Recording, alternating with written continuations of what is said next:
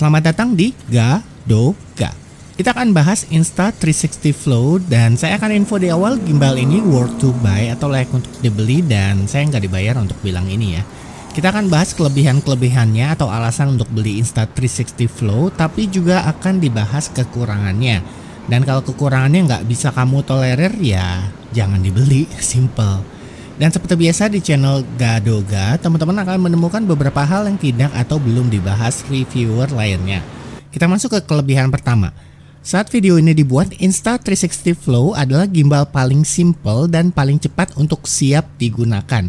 Kita cukup pasang klem ponsel di tengah-tengah, perhatikan arah panah kamera, tempel di gimbal, sesuaikan posisi tonjolan di gimbal dengan coakan di klem ponsel. Ini sistemnya pakai magnet yang kuat dan gak akan jatuh. Setelah itu untuk mulai menggunakan tinggal buka lipatannya aja sih. Udah gitu doang, praktis banget kan?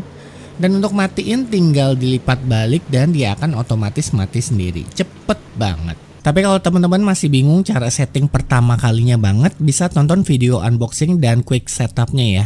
Di video tersebut juga dijelaskan bedanya Insta360 Flow yang Creator Kit dengan yang Standalone dan juga dengan yang Pro Tripod Kit itu bedanya apa. Kalau mau nonton, link ada di deskripsi video. Kita masuk ke kelebihan kedua, dia punya tripod dan tongsis yang terintegrasi atau built-in lah istilahnya. Kita tarik bagian sini, kita tarik lagi lalu tinggal dilebarkan. Memang tripod bawaannya itu nggak terlalu rigid atau kaku ya, tapi setidaknya bisa berfungsi sebagaimana mestinya. Anyway, gimbal ini tetap punya skru 1/4 inch ukuran normal. Kalau seandainya mau pakai tripod terpisah itu bisa. Selain itu kalau kita tarik bagian atasnya ini bisa jadi tongsis atau selfie stick. Panjangnya mencapai 22,5 cm.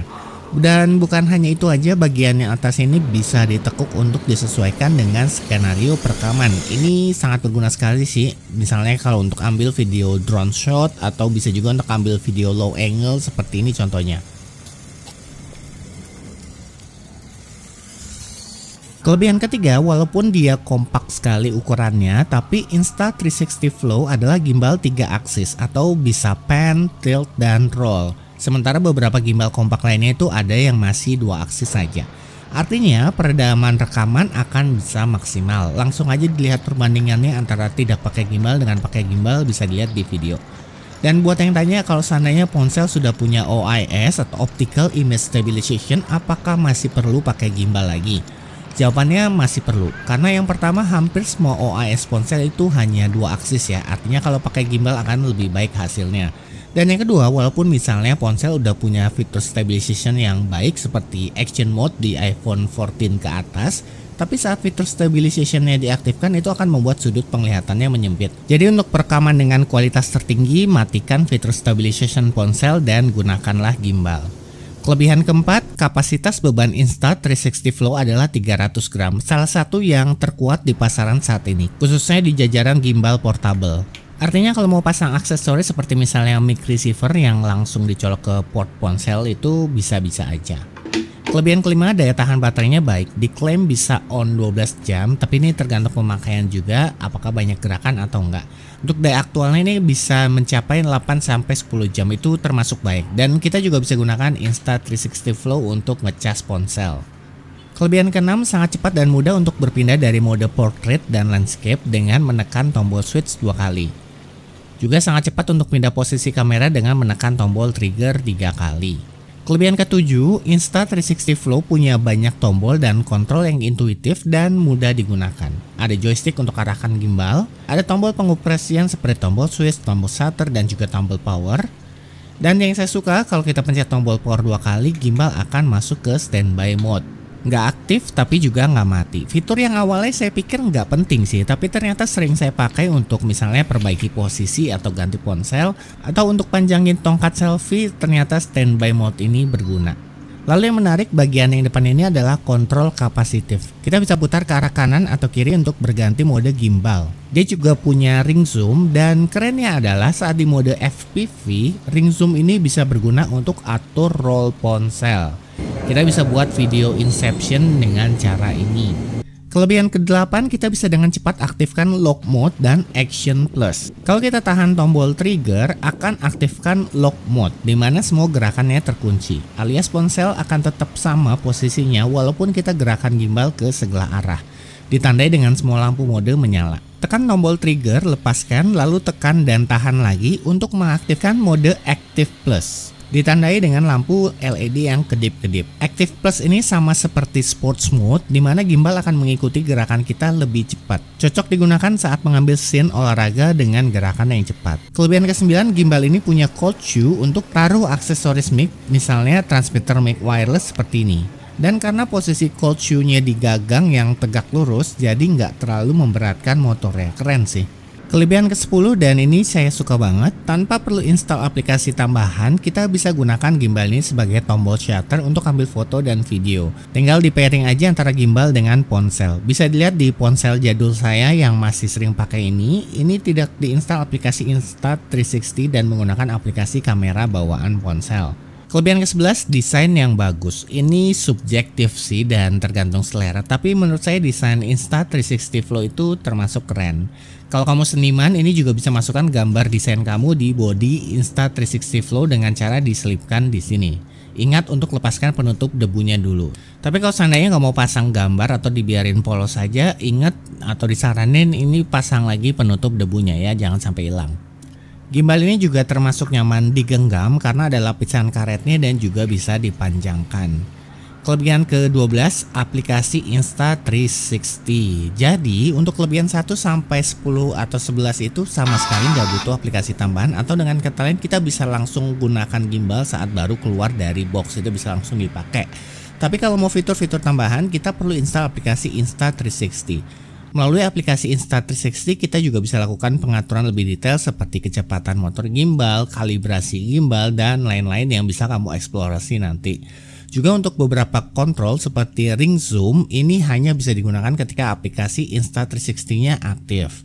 Kelebihan signifikan dari aplikasi Insta360 dibandingkan aplikasi gimbal lainnya menurut saya adalah fitur Deep Track 3.0 yang dipromosikan sebagai AI tracking. Kelebihan pertama dari fitur tracking Insta360 adalah sangat cepat dan praktis untuk digunakan.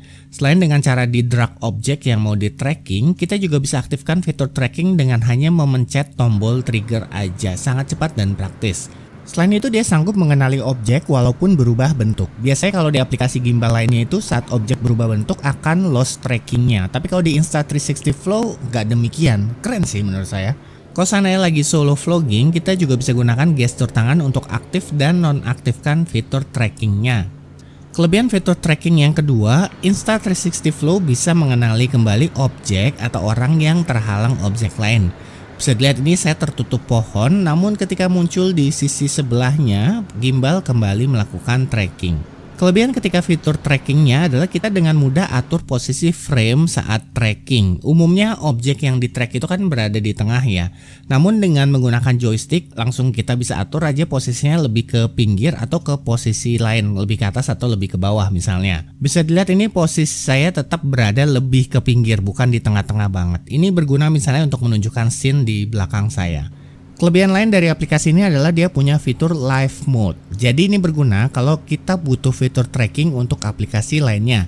Misalnya live stream di media sosial, atau dalam contoh ini saya menggunakan aplikasi kamera bawaan ponsel untuk merekam video. Namun sayangnya di fitur live mode kita tidak bisa pakai gestur untuk mulai tracking, setidaknya di ponsel saya ya. Jadi kita perlu klik tombol trigger untuk start tracking. Gimbal akan scan objek yang di depan lalu mulai tracking.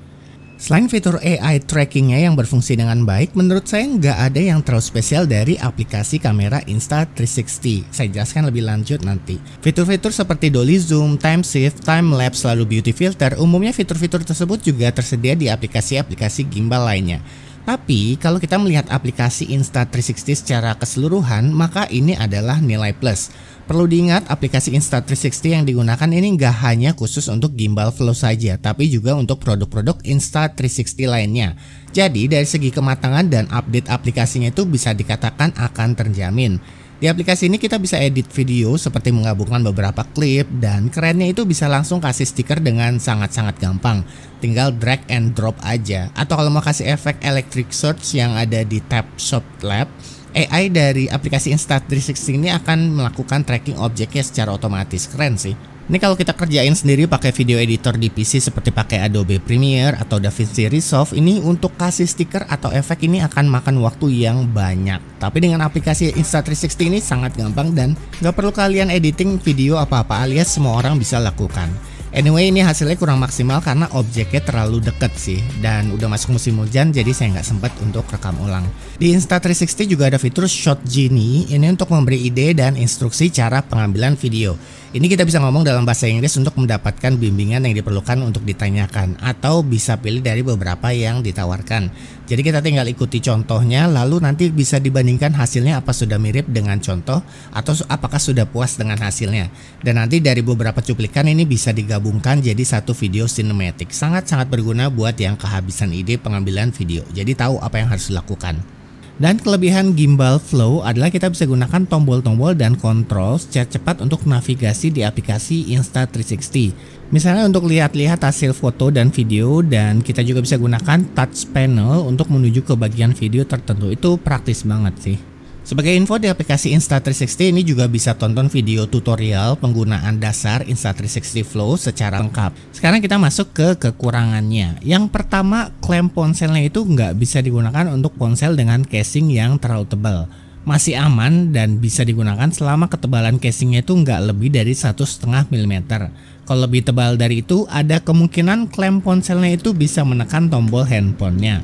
Tapi selama casingnya dilepas atau pakai casing yang nggak terlalu tebal, tombol masih aman kok, nggak akan kepencet. Kekurangan kedua yang sebenarnya bukan spesifik kekurangan Insta360 Flow, tapi kekurangan yang umum ditemui di gimbal-gimbal portable atau mini gimbal, yaitu gerakan pan, tilt, dan rollnya itu nggak sebanyak gimbal dengan desain yang lebih tradisional.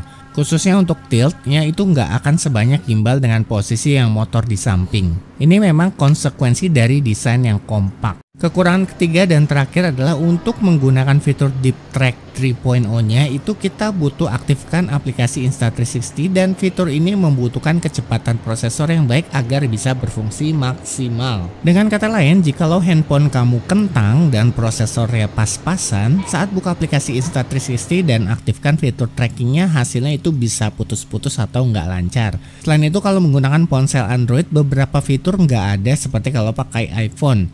Misalnya nggak ada perekaman di atas 30 fps, walaupun ponsel saya sanggup merekam di atas 30 fps.